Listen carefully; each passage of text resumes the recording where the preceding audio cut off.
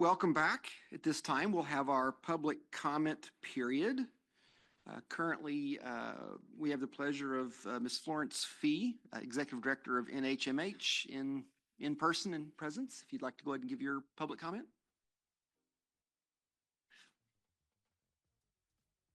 Corner here.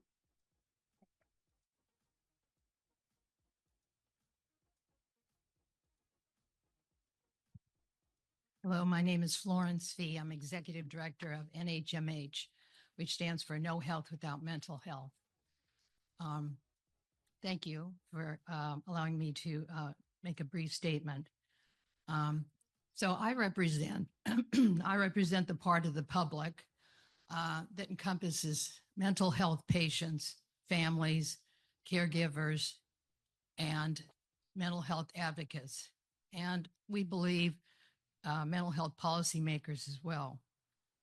My main message to you this morning is that there is a critical need to reform our U.S. healthcare system to allow for the integration of behavioral health care as an essential foundational component of high quality, accountable care relationships, including population-based total cost of care models. If you have any doubt about this, just look at CMMI's record of the past 7-8 years where they've progressed from the CPC plus, these are all primary care models, from the CPC plus model to the primary care first model to the making care primary to the IBH model, all moving closer and closer to optional than mandatory behavioral health integration. Currently, our healthcare system is living with a 40-year-old outdated anachronistic carve-out feature, which separates mental health care from medical care in terms of care delivery, provider payment, and provider networks into completely separate independent systems.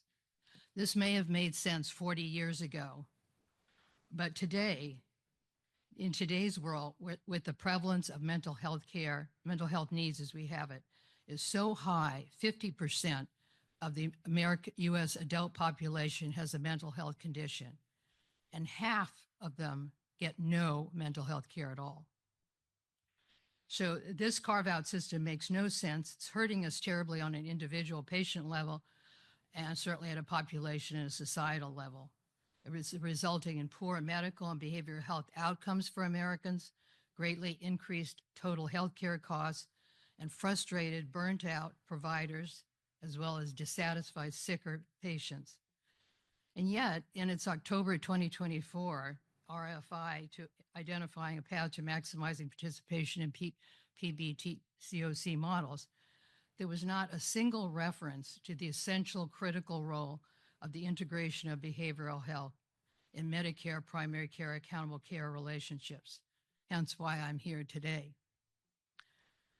The field of science, medicine, and clinical care has, over the past 30 years, developed proven effective med-psych integration care delivery interventions, but they are not widely implemented or disseminated.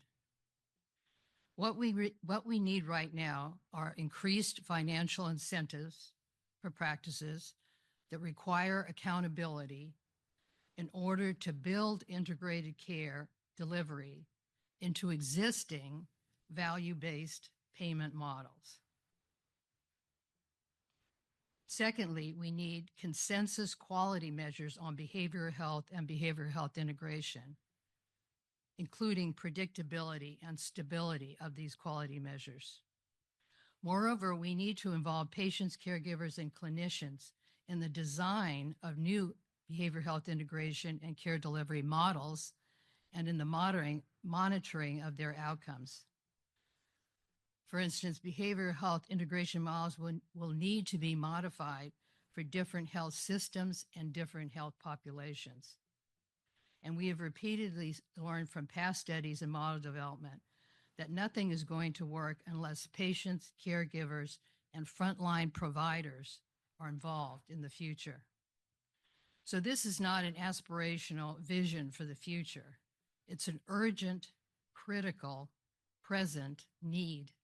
We are living in the midst of a national mental health crisis where there is a lack of access to mental health, evidence-based mental health care, a grossly inadequate mental health workforce, and skyrocketing total healthcare costs, due in large measure to the fact that there is so much untreated behavioral health conditions, which thereby prevent or impede the improvement of chronic medical conditions, and thereby escalating medical expenditures and hence total cost of care. So finally, I'd just like to say that multiple healthcare systems, as you well know, across the country have moved towards patient-centered primary care homes, ACOs, and prevention of 30-day hospital readmissions. As they do so, they are realizing many of their highest cost patients have mid-site comorbidity, and that these health systems will have to integrate mental health care in order to be successful in the world of value-based care and accountable care. So the ACA helped push the American healthcare system in the right direction. However, it's a bit like turning around the Titanic. There are always vested interests that will fight these changes. However, the time for healthcare leadership, including amongst this group, for action for reform and modernization of our national healthcare system to include the integration of behavioral health in medical settings is now. Thank you very much.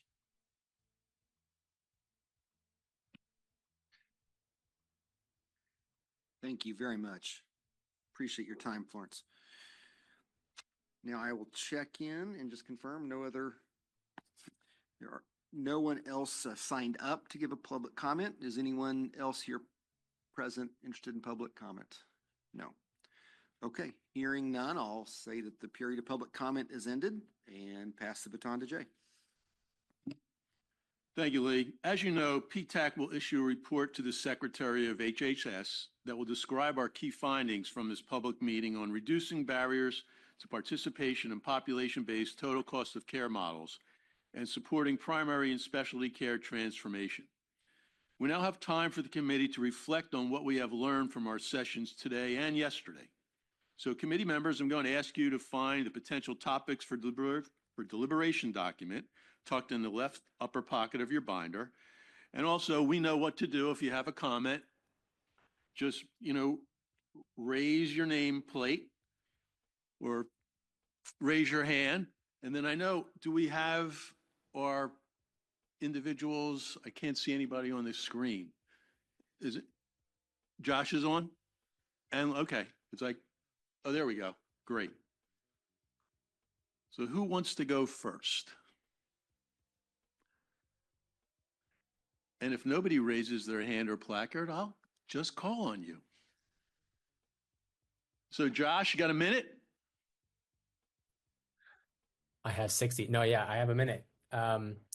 I continue to extend kind of some of the things I said yesterday. I'll just kind of carry them forward and maybe layer on some of the things I've heard from our subject matter experts today. I think what I described yesterday about really not maybe addressing barriers is not to maximize necessarily participation as much as it is to, I called it optimize. I think today we heard about things like competition and really the goal being success versus competitiveness. I think those are related. I think you're not going to be competitive if you're not successful or have the prospects of that. But I continue just to double click and underline that point, that I think what we want to do is remove barriers to make this a viable option as a choice for Medicare beneficiaries, Medicaid beneficiaries, commercial beneficiaries, et cetera, across the country. So I think that just, to me, the conversation today underscored that. The second point I appreciated is some of the other point that I made yesterday is about some of the trade-offs, the real ones we need to make today. We heard from a few speakers about how you can go into the market level and do primary care pretty similarly in those markets, but it's very hard to do that for specialty, right? So I hope we as a committee and others in the community grapple with this idea that if we want to scale and integrate, how can we do that with simplicity and avoiding complexity? Or do we want to embrace some types of complexity because that's actually a requisite to get some of our specialists engaged? And I just think probably the only bad outcome here is to kind of not see any trade-off on the horizon. There's probably three that I see that are pretty big. And I'll just cede the time to the rest of the committee members. I'm happy to maybe have discussion about what I think those three would be. But I think today's conversations help just kind of bright line that for me. And so I hope in future conversations about special integration, about multi-payer, about scale up, again, within or across payers and purchasers, that we keep these trade-offs kind of front and center. Thanks. Larry.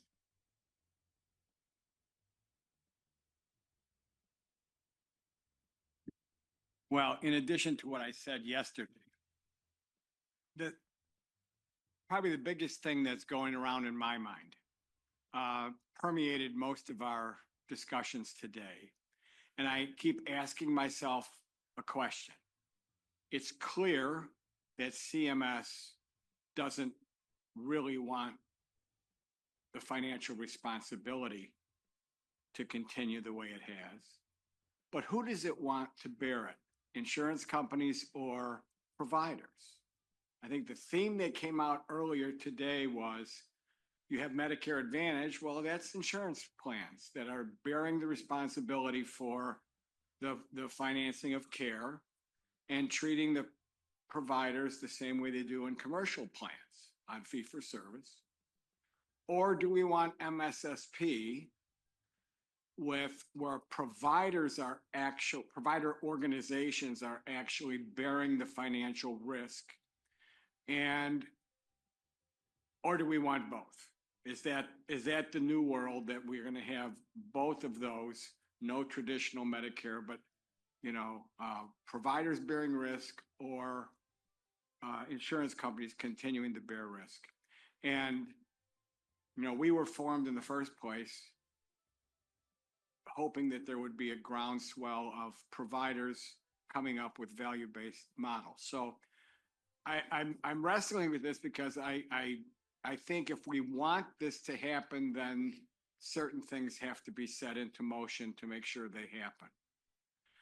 I want to say I'm very impressed with Josh's comment that came out at the end yesterday, and he brought it up again today about complexity. That is something that should permeate our decision making as well. If we want everybody on board, it can't be complex. It's got to be one size fits all, which means some simplicity. I love, Josh, that was fantastic. One of the other takeaways I have is that we still don't have effective models, even from our best SMEs, on nesting specialists into total cost of care models. We're still scratching the surface of this. We still don't have a way, at least someone who has already implemented successfully chronic evaluation and management services for chronic disease performed by specialists in total cost of care models. So that's still something that needs to be worked out. I said most of my other stuff yesterday, but those were my takeaways from today. Well, and the only thing I want everybody to think about is, and we'll get the written documentation of the entire session, is what recommendations do we want to make to the secretary to move this forward? So just keep that in the back of your mind as we go around the room. And after maybe everybody does their initial impressions, we can come back to that if we want to. I think we're good till like 2:20, 2:30. So, Krishna? Yeah, thanks. A few things. I think my one takeaway for the first session was, I think, just us having to refine competitiveness better. Like what, because it felt like people were interpreting as competition between traditional MA and Medicare, versus sometimes like physician versus hospital. So I think like what are we actually trying to get a point on? I think would be helpful. I think for us to refine. I assume it was largely a market-based competition. So sort of more MA was my initial definition when I heard about like being more competitive, as opposed to competing sort of between MA and fee-for-service or between providers. And so just a refinement opportunity for us.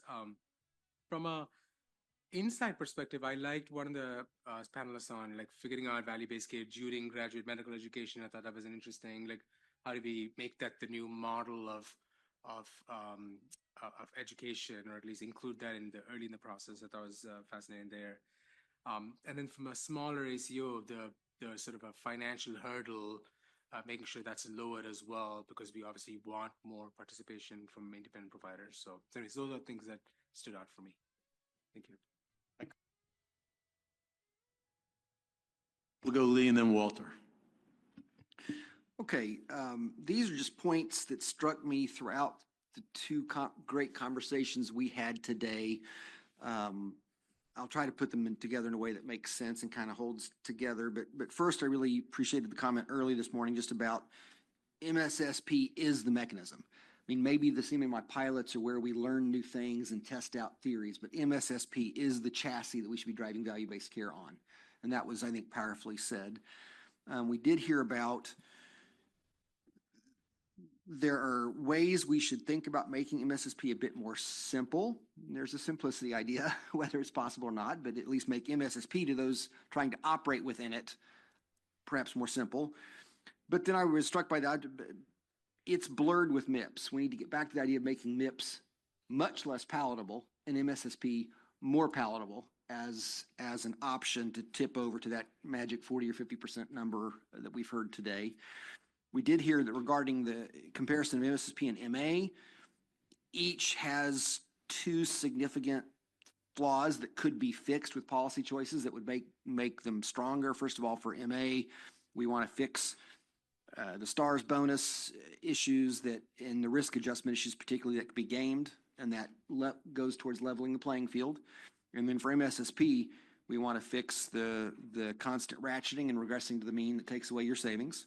We need to address the 4% clawback to make that just more reasonable, and then allow practices within an MSSP ACO structure to spend their savings in ways that make them more competitive to MA, like reduced deductibles or additional added benefits. I think those are all really smart. I heard one of the speakers say, and while we're making policy choices, we're 20 years after American Board of Internal Medicine initiative, we should just not stop paying for low value care, right? There is some care that just shouldn't be delivered in a certain combination, and just make the decision not to cover it. I did appreciate the comment about from Sean about where we are in the adoption, the Gartner adoption curve, that we've gotten the early innovators and the early adopters. That truly means we have to change fundamentally how we're thinking about it, the words we use to describe it, the messaging, what the incentives are. That changes completely from early adopters to first half mainstream adopters. And I think that's really well pointed for CMI to think as they go about their work and build initiatives. We heard about democratization and transparency of data, but that's not the goal. That's to enable more active choices so that we have more of an actual functioning free market health system that we don't have now. Thought that was powerful. And then I really appreciated hearing two more comments and I'll end, but just hearing a good example of how a specialty condition-based model can nest within a total cost of care model. That was a great example and well thought out, and it's really got my wheels spinning. I'm still not sure, since, in all honesty, except for some MA plans that are, full cap at risk, and probably a small number of MSSP contracts that are similarly full cap at risk, there aren't many total cost of care models operating today that could do that model. So I think we need to think more on how can that work inside an MSSP model that's not full cap at risk.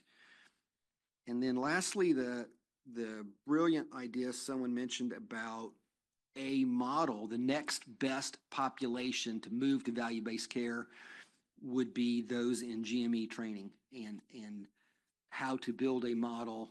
And people that run GME training associations really hate how the funding is done and feel constantly straitjacketed.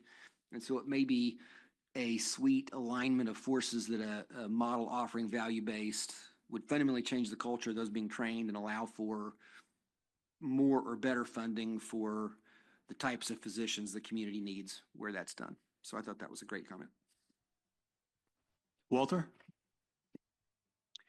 Thank you, Jay. So I also have a lot of thoughts, but I'll just make three, hopefully somewhat brief comments about my impressions from today, and actually one comment from yesterday that I didn't get to. So first comment, we've all heard for a long time now how unfair the playing field is between Medicare Advantage and traditional Medicare. I think today's first session just really highlighted that and made me understand how much worse it is than it really is, how much more unfair it is than it really is. And so I just think there are things that MA can do through not only benefiting from the savings they achieve, but the subsidies they get that traditional Medicare can't, even under population-based total cost of care models. I think Dr. Pena made that very clear in his remarks today. And I just hope that we can continue to keep that top of mind, because unless there are ways to level the playing field, it's pretty clear to me, at least, where all this is probably heading. Second point, one thing that I just would like to highlight about Dr. Shetty's comments from today is the care model that Humana has developed through CenterWell that supports the payment model. So this committee is so focused on payment models, as we should be, but it's a good reminder how, in order to succeed in population-based total cost of care payment models, there needs to be a strong underlying care model to support that. And in CenterWell, he described the numerous high-access clinics, the home health services they provide, as well as the pharmacy, that all kind of come together to provide the kind of care needed to succeed under PBTCOC payment models. And the last comment I'll make is around specialty care transformation and integration. One of the kind of aha moments I had during yesterday's afternoon sessions was from Dr. Frank Opelka, who mentioned this idea of episode compare, right? And so we're all probably familiar with Hospital Compare, CMS's website on Nursing Home Compare in my world. But this idea of episode compare, or maybe bundle payment compare, bundles compare, I think is fascinating. You know, I think one way to engage specialists in value-based care is to have some sort of episode compare type idea out there, where referring physicians can log on and see the value of care that their specialists in the area provide. I know I'm still a practicing physician. One of the frustrating aspects of my practice is not knowing which specialists in my market are high value specialists. And to have something like that would be really fascinating. And I just wanted to highlight that, so hopefully it gets into the report to the secretary.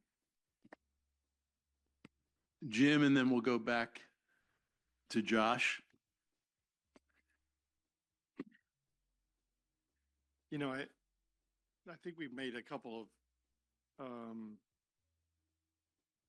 multiple times in the last couple of days, I've heard this perspective that this is the physician advisory committee around technical models.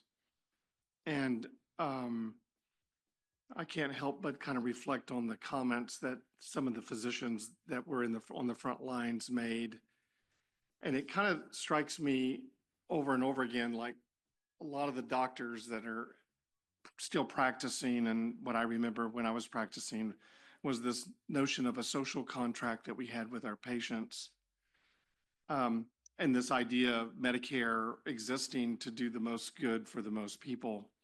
And I think, I agree that I think Josh calls us to this question of simplicity versus complexity.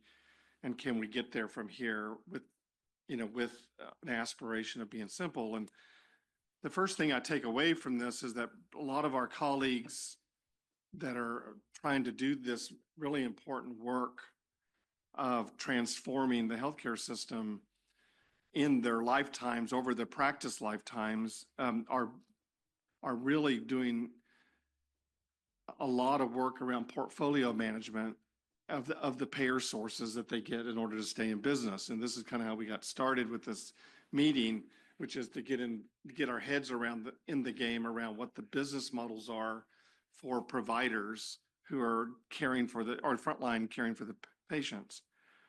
And then the second component that seems to kind of play on this for me is competition and choice, that the idea that our consumers, our patients, need to be making active choices. We heard that today, and they need choices. And so hence we have MSSP, which is the ACO for the fee-for-service population, and we have Medicare Advantage, which is de facto the ACO for the non-fee-for-service population.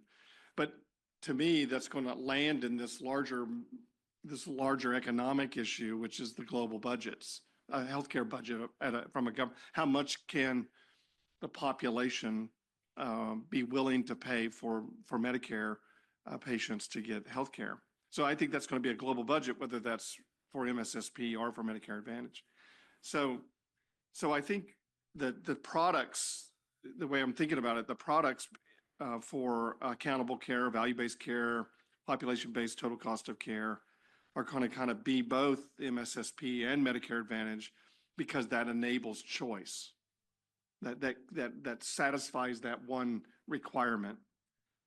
And then the second, though, is that what we saw with the great research that our folks at ASPE and NORC did, was that there was a disparity, a geographic disparity in participation and penetration of ACO work in different regions of the country. And some regions were not getting the benefit of value-based care, and some regions were getting more benefit. So I think that kind of addresses this issue of quality. And so when we think about cost and quality and the value proposition, I think that it's important for us to at least nod to this idea that there is geographic disparities in the penetration and participation. And I think that does lead to low versus high value care. I think there is a distinction there. And I think that the evidence is being shown, as we heard earlier today, that physicians, and we heard this yesterday too, that physicians are willing to change their clinical care model because it's more gratifying to practice medicine. And I think that is satisfying that itch around the social contract. And we heard that younger physicians and providers, non-physician providers, are moving that direction, and they're satisfied, or more satisfied with the healthcare delivery because they're working in a different care model. So policy options have to be on the table as far as what we recommend to the secretary. And I think, Lee, you identified some.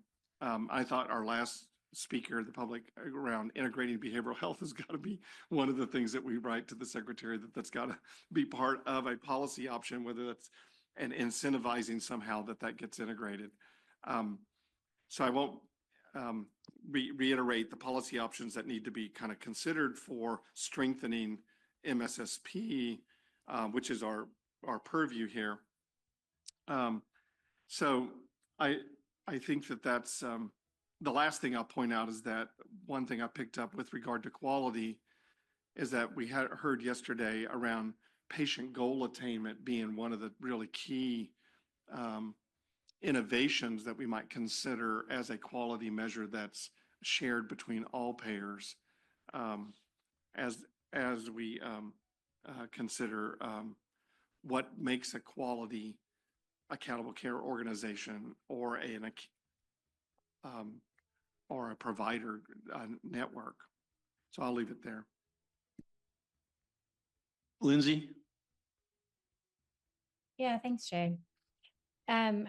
I was reflecting, I think, on Lee's comments from yesterday around diffusion of innovation. It was interesting to see some of those themes picked up in our presentation today around, taking a look at where we are in innovation and what population are we targeting. The early adopters have all adopted, and we're trying to move a different group now. I think in our previous meeting, the concept of building within the MSSP to allow the continuation of programs was surfaced, and that resonated again today around, we've heard themes around stability and the timeline of innovative programs, but I'm wondering whether the frame shift is more around building on MSSP and having the innovation take place there, as opposed to expecting people to come up with standalone models outside of that. If you look at even the proposals submitted to this committee that have not materialized over the last few years, I do wonder if it speaks to a dwindling number of people interested in, separate payment models outside of the MSSP space, and if whether we've kind of tapped the well, so to speak. So I think the affirmed commitment that MSSP is where some of the innovation will happen, and that accountable care models would be tested in that space might be the answer to some of what we've heard in previous presenters around the need for stability and certainty for planning for the future. I think to Sean's points from today, that might also be one of the hurdles for attracting providers that aren't actually looking for major innovation. They're looking for the new status quo or the new normal, as was referenced today. And maybe that also addresses some of Josh's concerns around complexity and not creating too many other programs and really just focusing and narrowing as opposed to continuing to expand. We wouldn't want to lose track of the opportunity to innovate within the MSSP space and continue to solve problems that were raised and highlighted again today, which I won't repeat. So I do think the quality measures, some already spoke to it, but it would just highlight continuing to move away from process measures, even in the MSSP space, as we start to see more downside risk, will reduce some of the burden and I think decrease the barriers to the later adopters and wanting to participate. Thanks. Josh?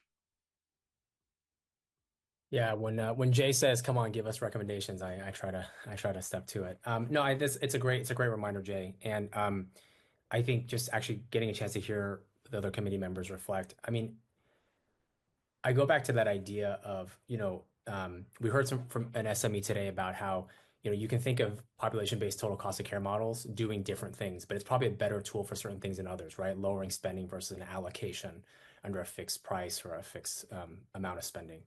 And so I kind of take that analogy and I think, what is the role here? And another SME I think I very much agree with kind of notes that, there's this trade-off between access and quality and cost. And I think you see that in the fee-for-service versus MA markets. So to an earlier point from a committee member, I think about competitiveness in that broader sense, not within a certain segment, I think across. And if I were to kind of say this directly, population-based total cost of care models to me represent an intermediate point between those things, right? The original entitlement of traditional Medicare is a open network, right? It's a uniform benefit structure. You can go anywhere you want. The benefits of MA, supplemental benefits, but yet there are restrictions, network effects, prior authorizations, et cetera, et cetera. So that's a continuum, right? And I think population-based total cost of care models bridge that in some way. So the real question for us is, do we think an intermediate offering, if you kind of pick up what I'm putting down here, is useful? I tend to think so. That would be a recommendation I would consider to make, that there is an intermediate that we need. And that intermediate needs to be based on the right goal and have the right value. But if those things are both true, check, then we need to make sure it's competitive, right? And we can't ratchet people down. We can't have a rebase, and we can't do all these things. We need to preserve that intermediate offering. And I'm not even saying there's three. And this may be another thing to recommend, that maybe there's work that we can do to kind of feather out. Is it 4 or is it 5? Someone made or is it 3? Someone made a comment about MIPS. And while I appreciate that MIPS is flawed in certain ways, I think the comment was about blending. Isn't that in some ways what we want with a glide path, though? Or a transition or a pathways or a step up to value? We want that in some ways, right? So I think what we need to do, I think, for something like MIPS is, we're using that tool for too many things. We're using it for rate adjustments for everybody in the fee schedule, but then we're also using it for like non-advanced APMs. I think we need to adjust some technical pieces there. But is there a fee for service? Is there a MIPS fee for service? Is there a APMs built on the chassis of MSSP? Are there very specific, complex, but narrowly focused at market level, especially integration models? And is there MA? And is that world something we think we could do? I'll just leave that for the committee's consideration. But one final thing I'll say is what that requires us to do is not try to overfit. So I think Jay actually had a comment about maybe this model is not right for some rural. I tend to agree. I think there are probably segments where we should not try to pull population-based total cost of care models over it because it's not the right tool for the job. I don't think that's a defect in our system. I think that's a feature. And so those would be things I think we could maybe consider for recommendations to the secretary. Thanks, Josh. Chinni? Couple of things that I wanted to sort of add to the conversation was, I agree that during the course of these 2 days, and particularly this morning, MSSP or traditional Medicare is not competitive with MA in so many ways. And, the point of which is to create patient choice, particularly if that choice comes through MSSP or Medicare Advantage. How do we think about that choice and empowering patients? So one of the quotes that I found really elucidating was not what we pay. There's two things. There's what do we pay for? And the other thing is what do we spend it on?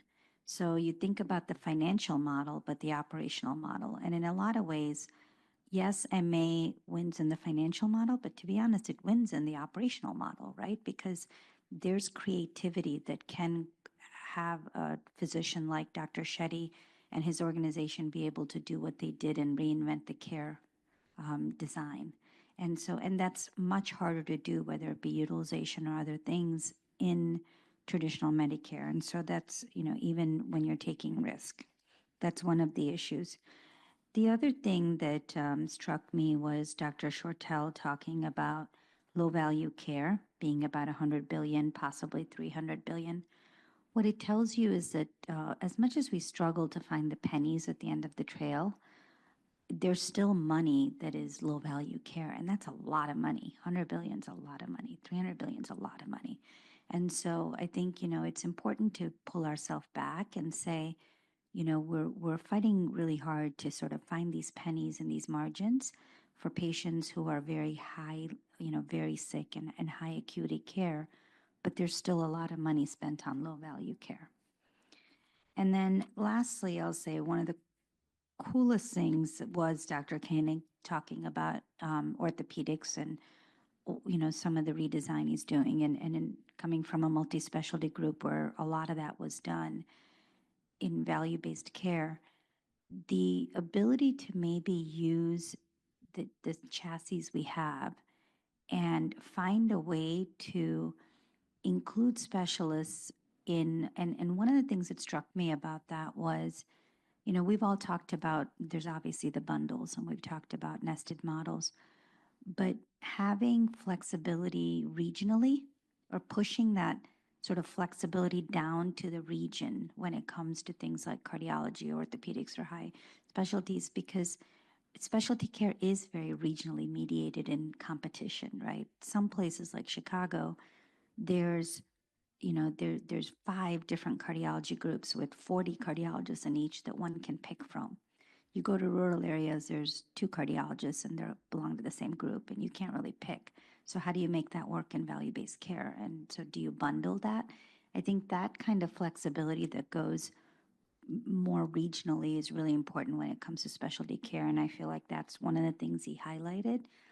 And that's what also allows, and then, I'll end with one other thing is access. One of the things that comes from home health or telehealth, and we speak about parity and we speak about the ability to do that, that flexibility exists in Medicare, but oftentimes in the programs we're talking about, we don't assign a value to access. Time of first appointment, same day appointment, time of return appointment, time to specialty appointment. There should be a financial value in the delivery system that is assigned to access. And I gathered that from some of what the presenters earlier said. Thank you, Chinni. Henish?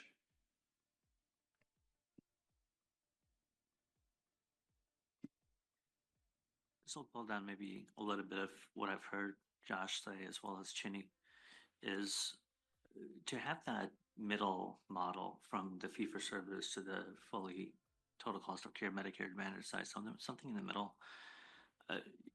We want that model to be viable and strong and minimize as many flaws as there are in that model to really enable better outcomes. We also heard that the next addressable market is the remainder of the primary care docs.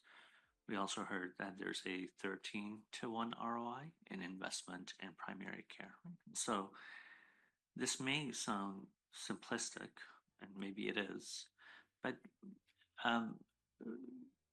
if there are folks in one of the middle models, so ACO REACH, MSSP, et cetera, whatever it is, then can that fee structure be changed to increase the amount of money that goes to primary care? So on the fee for service chassis, which is still within that construct, because just by doing that, there will be an increased interest in participating in these models. And then there are also multiple different conversations around conveners being a part of how a model like this can actually be adopted by the middle market. So not necessarily the early adopters, but the middle adopter group, the next addressable market. And I think one of the SMEs spoke about how there was 2 to 3% participation early on, and then now it's up to 30% participation through the convener enabler. There was another SME yesterday that talked about the vital role of an enabler. And if enablers are working with both Medicare Advantage as well as some of the middle products, and they have a good amount of flexibility on how they can repurpose the monies that they're receiving, then you can actually put those two things together, improve the fee schedule, which just by the nature of it will increase the amount of engagement with PCPs, potentially have outcomes that are structured much more around, or metrics that are structured much more around outcomes like utilization outcomes. Although if it's total cost of care, then it's not as necessary. And then given that it'll create higher adoption, having these conveners be able to structure payments, et cetera, to incentivize the right behaviors to then drive those outcomes, that can create a competitiveness of this product while still creating still resulting in a lot of the outcomes that we want and increase primary care investment and uptake. So that's at least how I'm putting some of the things that what I've heard together. Anybody else have any final comments before I turn it back to Lee? Okay. All right. Thank you so much, committee.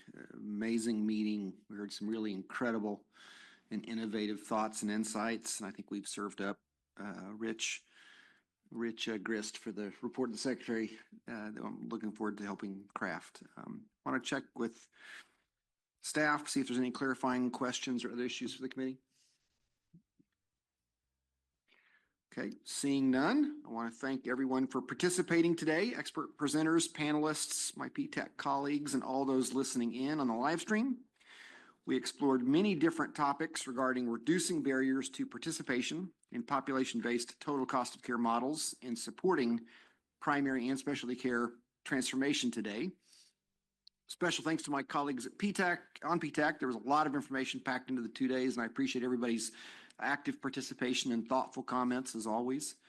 We will continue to gather information on our theme through a request for input on our topic. The RFI is currently posted on the ASPE PTAC website, and you can offer additional input to the questions we posed in that RFI up to the deadline of March 28th. The committee will work on our report to the Secretary with our recommendations and the public input we receive. And with that, one final thank you to the committee and all the expert presenters for joining us and making this a memorable PTAC public meeting. I announce the meeting is adjourned.